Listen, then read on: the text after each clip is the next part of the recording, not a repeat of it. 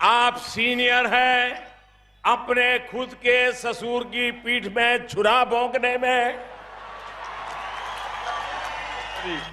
నరేంద్ర మోడీ కరుడుగట్టిన ఉగ్రవాది.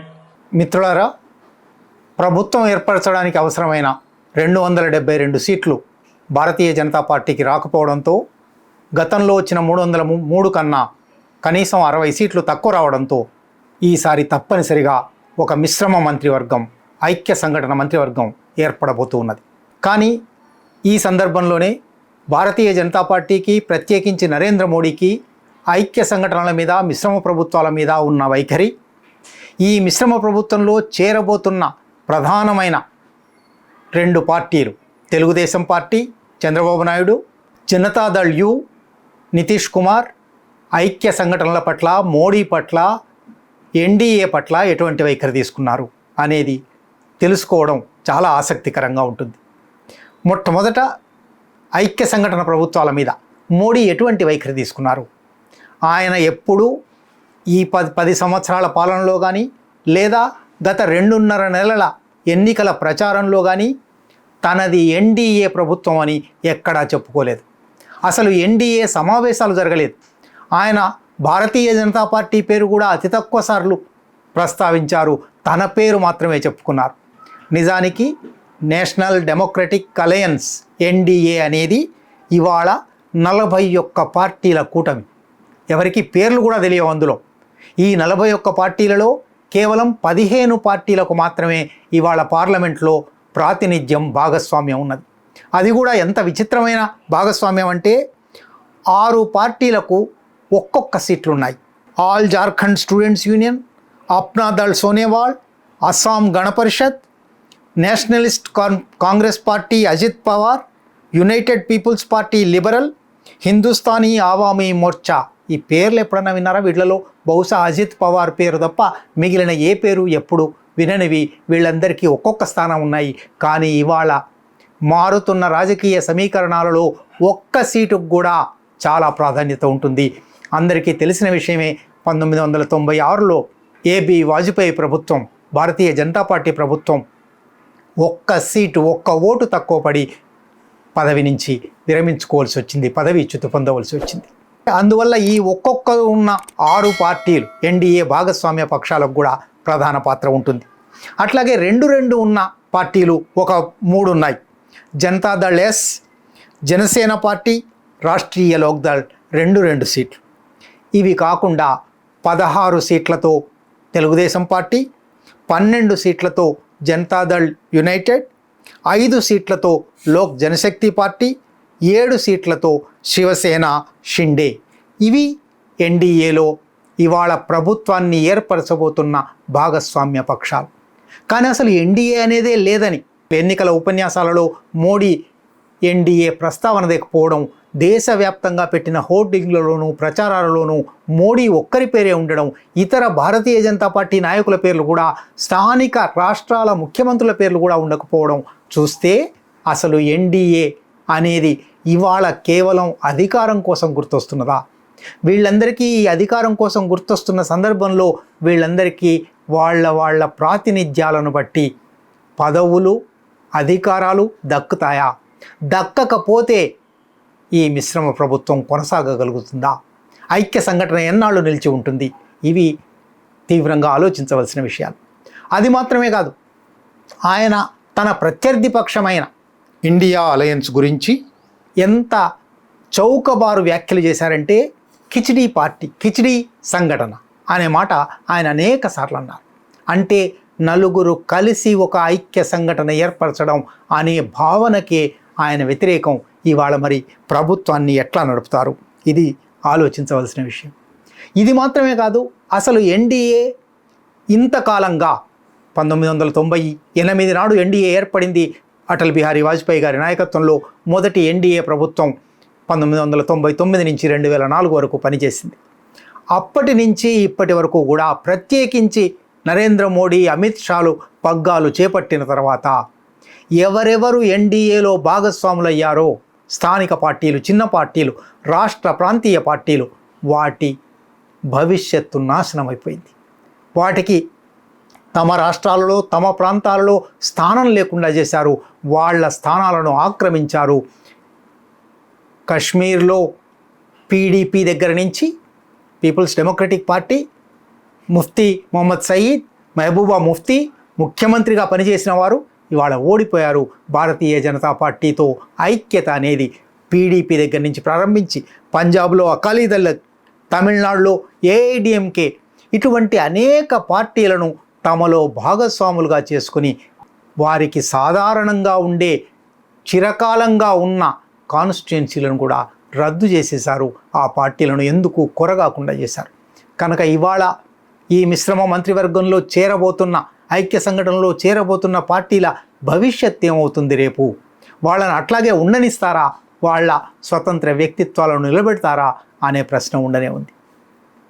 వీటిని మించి మనం రెండో అంశంలోకి కూడపోతే, ఈ ఎన్డీఏలో ఇవాళ వాళ్ళకు 240 మాత్రమే ఉన్నాయి. కాబట్టి తప్పనిసరిగా 32 కన్నా ఎక్కువ 33 కావాలి. ఈ 33లో ఒక్కళ్ళు ఇద్దరు కలిసినవి అన్నీ కలిసినా కూడా 12 మాత్రమే ఉన్నాయి. 252 అవుతారు. కాబట్టి ఇంకొక 21 మంది కోసం తప్పకుండా పెద్ద పార్టీల మీద ఆధారపడాలి. ఈ పెద్ద పార్టీలలో కూడా 2 ముఖ్యమైనవి: 16 సీట్లతో టీడీపీ, 12 సీట్లతో జేడీయూ. చంద్రబాబు నాయుడు, నితీష్ కుమార్ వీళ్ళిద్దరూ ఎన్డీఏ పట్ల, మోడీ పట్ల ఎటువంటి వైఖరి తీసుకున్నారు గతంలో? వాళ్ళ గత చరిత్ర ఏమిటి? ఆ చరిత్ర నేపథ్యంలో ఇవాళ ఎన్డీఏలో వాళ్ళు కొనసాగగలుగుతారా? ఎంతకాలం కొనసాగుతారు? ఏమేమి బేరాలు పెడతారు? ఆ బేరాలు ఎక్కడ బెసిగిపోయినా వాళ్ళు ఎట్లా బయటికి వస్తారు? ఇది చరిత్ర భవిష్యత్తు చూపబోతూ ఉన్నది. చంద్రబాబు నాయుడు గారికి నరేంద్ర మోడీకి ఉన్న సంబంధాన్ని లేదా వైరుధ్యాన్ని ఒక్కసారి చరిత్రలోకి వెళ్ళి చూద్దాం. చంద్రబాబు నాయుడు గారు ఒకప్పుడు 96-98 మధ్య యునైటెడ్ ఫ్రంట్ కన్వీనర్గా ఉన్నారు. ఆ తర్వాత యూపీఏకు కొంత దగ్గరగా కొంత దూరంగా ఉన్నారు. స్వతంత్రంగా ఉండదలుచుకున్నారు. 2014లో ఎన్డీఏలో చేరారు. ఎన్డీఏలో చేరిన తర్వాత 2018లో రాష్ట్ర హోదా కోసం రాష్ట్రానికి ప్రత్యేక ప్రతిపత్తి కల్పించడం అనే వాగ్దానాన్ని మోడీ నెరవేర్చలేదు అని ఎన్డీఏ నుంచి బయటికి వచ్చారు. బయటికి వచ్చిన తర్వాత 2018-2019 మధ్య మీరు వీడియోలు కానీ వార్తలు కానీ ఒక్కసారి చూస్తే వారిద్దరూ ఒకరి పట్ల ఒకరు ఎటువంటి దూషణలు చేసుకున్నారు. నరేంద్ర మోడీ బహిరంగ సభలలో, ఎన్నికల ప్రచారంలో నువ్వు సీనియర్ అని చెప్పుకుంటావు కదా, నువ్వు సీనియర్ అని గౌరవించమంటున్నావు కదా, నీ గౌరవానికి నేనేమి భంగం కానివ్వను, మామకు వెన్నుపోటు పొడిచిన సీనియర్వు నువ్వు, యూటర్న్ ఇవాళ ఒక పార్టీలో రేపు ఒక పార్టీలో ఉండే సీనియర్వు నువ్వు అని ఎన్ని మాటలు అన్నాడో చెప్పడానికి వీల్లేదు. कि वो मुझसे बहुत सीनियर है, इसमें क्या विवाद है? आप सीनियर है दल बदलने में, आप सीनियर है नए नए दलों से गठबंधन करने में, आप सीनियर है अपने खुद के ससुर की पीठ में छुरा भोंकने में,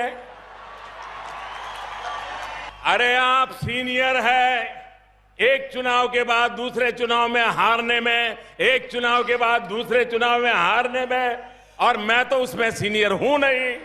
ఆయన అది మాత్రమే కాదు, అప్పుడు బాహుబలి సినిమా వచ్చింది. బాహుబలి సినిమా విస్తృతంగా ప్రచారంలో ఉంది. బాహుబలిలో ప్రతినాయకుడుగా విలన్గా ఉన్న భల్లాల దేవుడి వంటి వాడివి నువ్వు భల్లాల దేవుడివి అని కూడా పోల్చాడు. దానికి ప్రతిగా చంద్రబాబు నాయుడు కరుడుగట్టిన ఉగ్రవాది Narendra Modi, hard core terrorist. ఈ నరేంద్ర మోడీ 2002లో గుజరాత్లో మారణహోమం జరిపాడు, వెంటనే రాజీనామా చేయాలి అని అప్పుడు నేను కోరాను. అప్పటి నుంచి నేను కోరడం మాత్రమే కాదు, ప్రపంచ దేశాలన్నీ ఆయనకు వీసా నిరాకరించాయి. అటువంటి వ్యక్తి ముస్లింలను ఉద్దేశిస్తూ ఒక సభలో మాట్లాడుతూ, ముస్లింలారా, ముస్లిం సోదరులారా, మైనారిటీ సోదరులారా, మోడీ ఎంత ప్రమాదకారియో గుర్తించండి అని చంద్రబాబు నాయుడు అన్నాడు.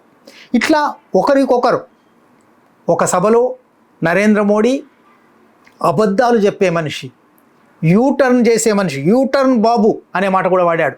యూటర్న్ చేసే మనిషి, ఫ్రస్ట్రేషన్లో నిరాశతో మాట్లాడే మనిషి, అలాంటి మాటలు అనేకం నరేంద్ర మోడీ అన్నాడు. చంద్రబాబు గురించి మాత్రమే కాదు, టీడీపీ అస్తిత్వం, తెలుగుదేశం పార్టీ అస్తిత్వం, identity of TDP is full of lies, frustration and U turn అన్నాడు.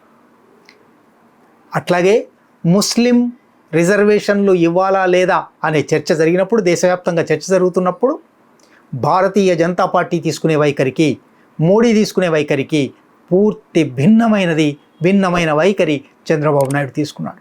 అట్లా లెక్క పెడుతూ పోతే అనేక జాతీయ ప్రాంతీయ అంశాలలో నరేంద్ర మోడీకి చంద్రబాబు నాయుడుకి చుక్కెదురు. అటువంటి ఇద్దరు ఇవాళ ఒక మంత్రివర్గంలో కలిసి, ఒక ప్రభుత్వంలో కలిసి ఎంతకాలం కొనసాగగలరు? ఇక మూడో అంశం, బీహార్ మాజీ ముఖ్యమంత్రి నితీష్ కుమార్, జనతాదళ్ యునైటెడ్ నాయకుడు. చంద్రబాబు నాయుడు నితీష్ కుమార్ కనుక మద్దతు ఇవ్వకపోతే ప్రభుత్వం ఏర్పాటు చేయడం సాధ్యం కాదు. ప్రభుత్వం ఒకవేళ ఏర్పాటు చేసినా ఒకప్పుడు వాజ్పేయి గారిలాగా 13 రోజులకు బలపరీక్షకు నిరూపించుకోండి అన్నప్పుడు ఓడిపోయే అవకాశం ఉంటుంది. ఈ ఇద్దరి మీదనే ఆధారపడి ఇవాళ ప్రభుత్వం ఏర్పడుతుంది. ఈ ఇద్దరిలో నితీష్ కుమార్ 2013లో ఎన్డీఏ నుంచి బయటికి వచ్చాడు. బయటికి రావడానికి ప్రధానమైన కారణం, 2014లో ఎన్నికలు జరగబోతూ ఉన్నాయి. అప్పటి వరకు ఎన్డీఏలో ఉన్న నితీష్ కుమార్ 2014 ఎన్నికలలో మోడీ ప్రధానమంత్రి అవుతాడు అనే ఒక మాట రాగానే, మీరు ముందే మోడీని ప్రకటిస్తున్నారు, ముందే భారతీయ జనతా పార్టీకి ప్రకటిస్తున్నారు, దీన్ని నేను అంగీకరించను, ఎందుకంటే ఆయన కూడా ప్రధానమంత్రి అభ్యర్థిగా రేస్లో ఉన్నవాడు. అందువల్ల ఎన్డీఏ నుంచి 2013లో 2014 ఎన్నికలకు ముందు బయటకు వచ్చేశాడు. బయటికి వచ్చి వెంటనే యూపీఏలో చేరాడు.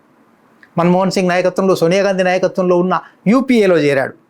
2017లో అప్పటికి ముఖ్యమంత్రిగా ఉండి మళ్ళీ ఎన్డీఏలో చేరాడు.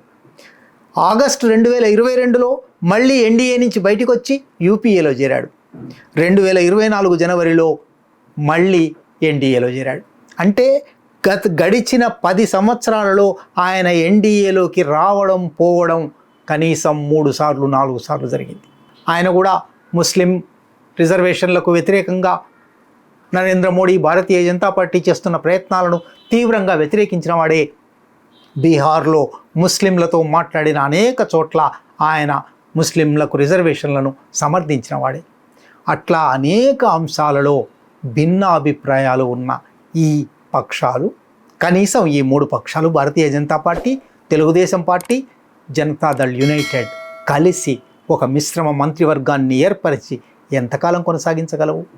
ఇది మన్నికగలిగిన ప్రభుత్వమేనా? చరిత్ర, భవిష్యత్తు రుజువు చేస్తుంది.